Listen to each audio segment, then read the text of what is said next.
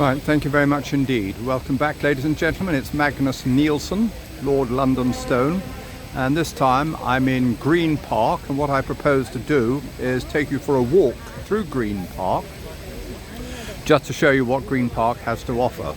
And I've just come out from the underground station. Let me just turn the camera. And here we go. You'll see, the first thing you do as you come out of the station is you'll see the Diana Fountain. So this is set up, as you can see. It's a memorial to, it's not Princess Diana actually, it's Diana the Goddess. You can see Green Park Station there. And what I propose to do is now just walk along and go round the park and just show you what the park has to offer. The last time we went out, we were going around Piccadilly, and we'll walk along Piccadilly for a way and then we'll go even further. Now, Green Park used to be called Upper St James's Park up until I suppose around about the 1800s, and then they changed its name to Green Park. And in those days, difficult to imagine now, but there wasn't a single tree here. It was just, as it was, just one single vast lawn of 53 acres. And it's called Green Park because there are no flowers in Green Park. As I say, it's just green lawns. So I'm making my way from the underground station and I'm heading west along Piccadilly towards Hyde Park Corner. And Green Park is one of the royal parks, like Hyde Park and St James's Park and Regent's Park. Once upon a time, land that was owned by royalty, specifically by King Henry VIII, as part of a hunting ground, which once extended all the way from Charing Cross all the way northwards to Hampstead. And after the end of the Tudor period, that was the death of Queen Elizabeth I in 1603, the Stuarts came to the throne and they started selling off a lot of this land either for farmland or for building purposes. But they kept large tracts of ground as royal parks just simply for their own amusement.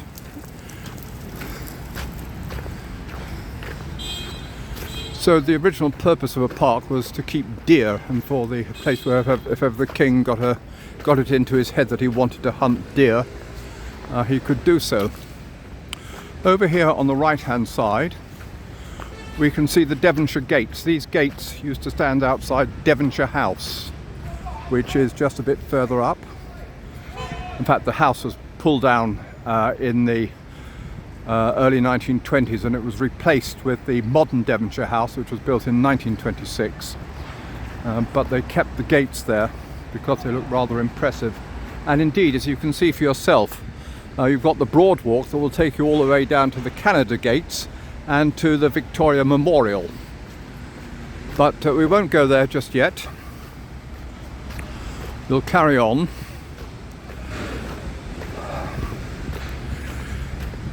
Green Park, once upon a time, was a famous or favourite site for duelling. Now, duelling was a practice carried on by the aristocracy, not only in Britain but also in Europe, as a means of settling disagreements or avenging insults. And it was quite common, as I say, there would somebody be challenged to a duel. There was an etiquette that went along with it. You challenged somebody to a duel and then they accepted your challenge, and then you would appoint seconds. A friend of both parties would appoint their seconds, and the seconds would then arrange the time and the meeting place. And Green Park was, at that time, it was way away from the built-up area of London, but it was close enough to be convenient. So that's why Green Park became a favourite spot for duels. The English tradition was to use pistols. I say on the continent they prefer to use swords, but throughout the 18th century the English tradition of dueling was to shoot at each other, sometimes with special pistols that have been created for that very purpose. So sometimes these shooting matches used to end with fatal results. In 1731 there was a famous duel which both participants were killed. That was Lord Harvey, and that was over a quarrel that related to some policies that were being conducted by a man called Walpole, who was the Prime Minister at the time. Not all duels would actually end up in fatalities. Sometimes it was just enough to go through the motions of challenging someone to a duel, and then when the belligerents actually met on the dueling field, they might just fire their guns into the air or fire them into the ground, and that would be the end of it. So the last one of those, the last duel that took place in Green Park was in 1771. The other use for Green Park was for fireworks on very special occasions. In 1748 a special firework display was organised in Green Park, or Upper St James's Park as it was then called, and the fireworks were had a music specially written for them. They had an orchestra out here which was conducted by the composer George Frederick Handel for the occasion of the peace celebrations of 1748 and the end of the Austrian War of Succession and the British victories that were attached to that war. So they had this concert and firework display here in that year 1748, which was really quite spectacular, and you can actually hear the music for the royal fireworks, which is still performed from time to time. Now what we're doing is just coming over to the site of the ice house that was built here for King Charles II on the restoration of the monarchy in the 1660s. Obviously you wanted to have some of your food kept cool, and so a special house was built here where the shelves were stacked with ice which had been cut from the lakes in the freezing winters and then stored up here. You could do that, and then on very special occasions they could bring the ice out to cool their wine. So there was an ice house that was here once upon a time, no longer. Okay, so what we're now doing is making our way further in the general direction of Hyde Park Corner, and there are one or two other things I need to show you. So as we make our way along,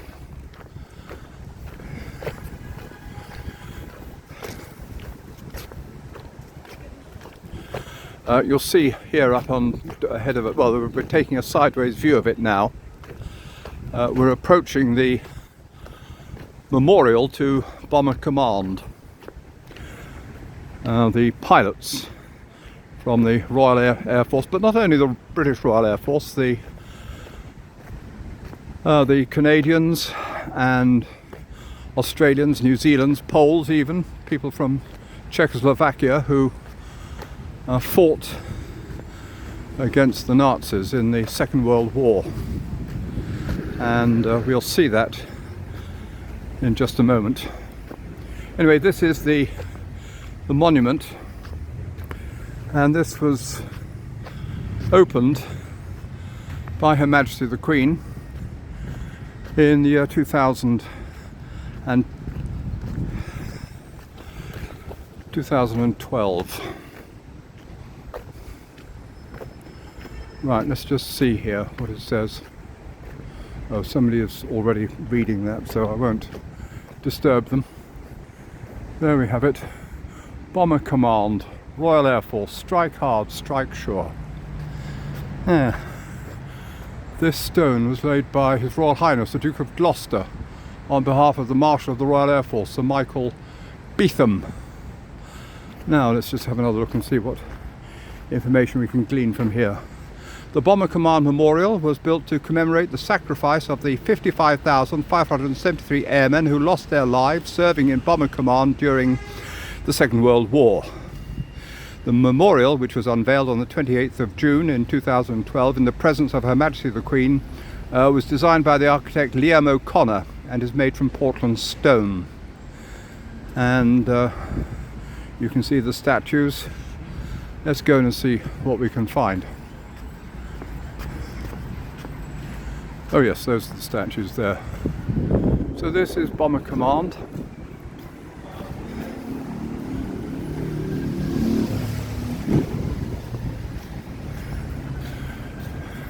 The fighters are our salvation, but the bombers alone provide the means of victory. Winston Churchill, September 1940.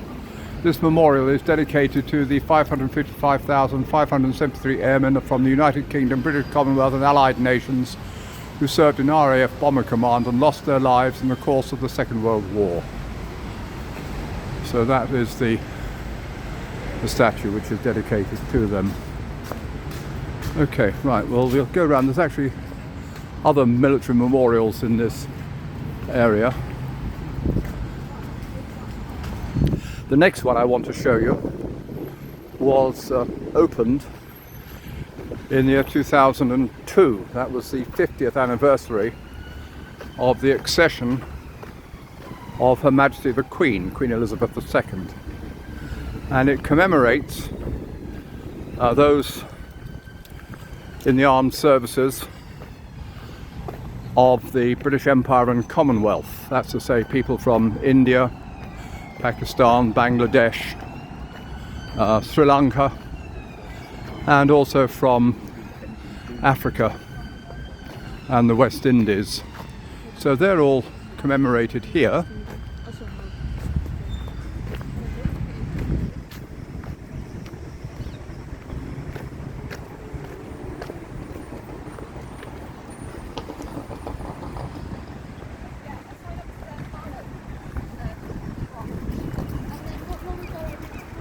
And you can also see the Wellington Arch. And look, I will do this later on.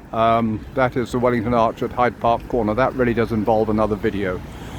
But this is the Commonwealth Memorial. And what I'm now doing, let's explain it on a map, since we've got a map here.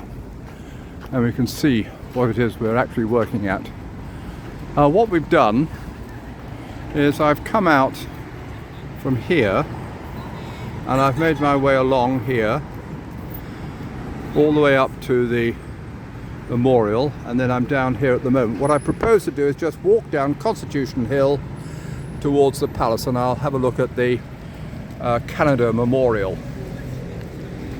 Right, so this is Constitution Hill, and over on my right hand side you can see the wall of the grounds of Buckingham Palace, and that covers some 46 acres of ground, but of course it's private to the King and to the royal family.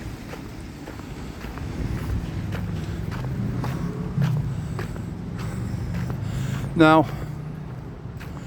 you have the guardsmen who have their barracks in Hyde Park, and they perform their guard duty at Horse Guards in Whitehall. And so what they do is they come down, they march down this road up to Buckingham Palace, and then they go beyond. They go right into St James's Park and carry on until they get to the Horse Guards.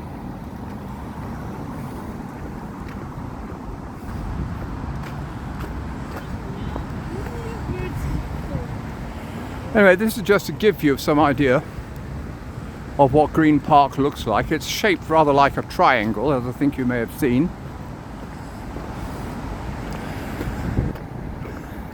Today is Thursday, the 27th of November 2025. The sky is overcast. That's hardly surprising since it is November after all.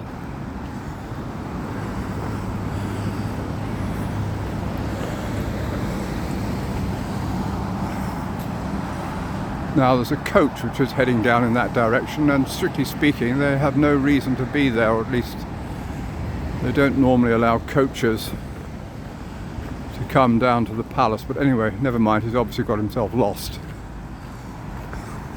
What we're going to do as we make our way down here is we may catch a glimpse of the north side of Buckingham Palace.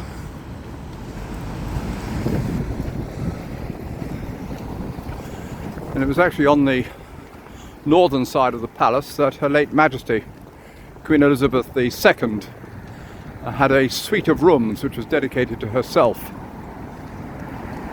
And that's where she used to stay, usually from Mondays through to Friday. Late Friday evening she would be taken by car to Windsor Castle, which is some 25 miles to the west of London, and she'd arrive at Windsor Castle on Friday evening, and she would stay over the weekend and then return to Buckingham Palace on Monday morning, and then stay at Buckingham Palace for the rest of the week. Her son, King Charles, no longer does that. He lives in Clarence House. I think I've explained this before, but it's worth saying again. He doesn't actually stay in Buckingham Palace overnight. He much prefers to live in Clarence House, which I think he finds more comfortable and certainly more private.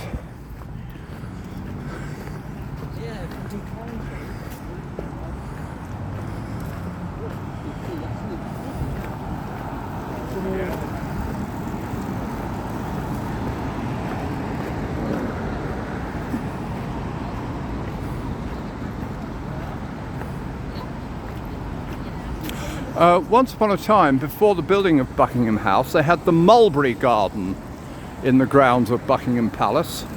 King James I, who reigned from 1603 to 1625, got it into his head that we should set up our own English silk industry. So he got some mulberry trees from China and then fed the silkworms on the leaves of the mulberry trees. And unfortunately it didn't work because it was the wrong sort of mulberry tree. So we weren't able to create our own silk industry. The idea was to save money importing silk from China, but anyway, it's a nice try, but it didn't succeed. And somewhere in the grounds, which I say are not open to the public anyway, there is a mulberry tree which is dating from the early 1600s, which is now 400 years old.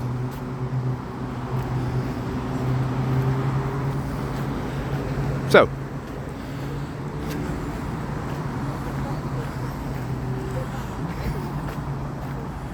now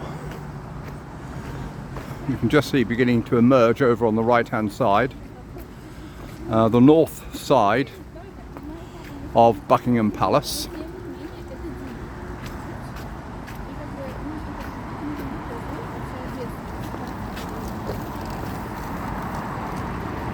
And you can also see through the trees the Victoria Memorial. We've covered all this stuff before. Don't mind covering it again.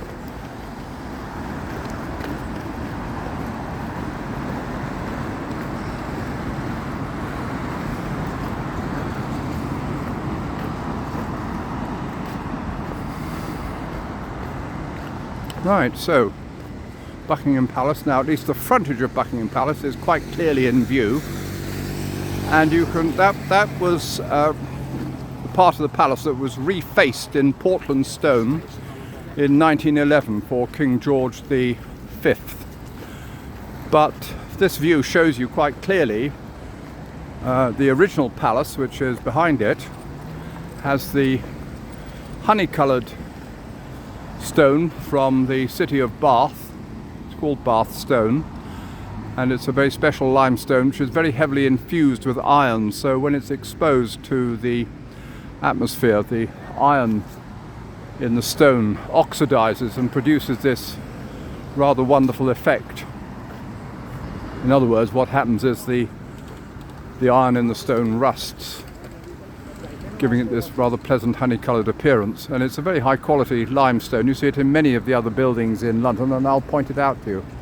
That is the Victoria Memorial with the statue of Queen Victoria. And just before we go off, let me take you now from here just across the way to show you the Canada Memorial, which was opened in 1996, and this is to commemorate all the Canadian servicemen and women who gave their lives for Britain in the First and Second World War.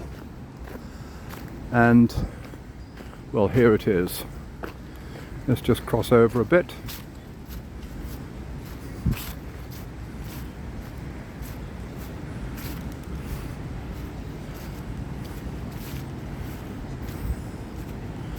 Right, so this is the memorial.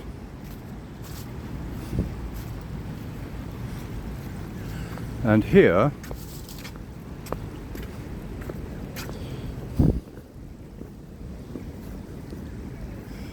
right, so you can see it's divided into two pieces, two unequal sizes, but the straight line points directly towards the port of Halifax in Nova Scotia, which is where most of the servicemen and women departed.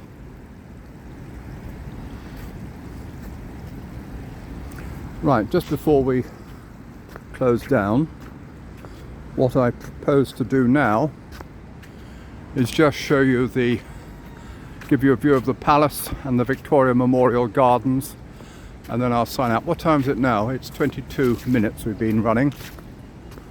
Now that's, I think, enough.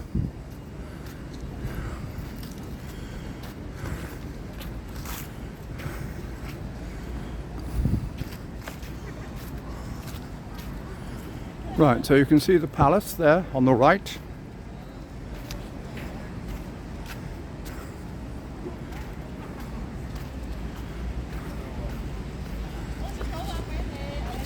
And Canada Gates down here on the left,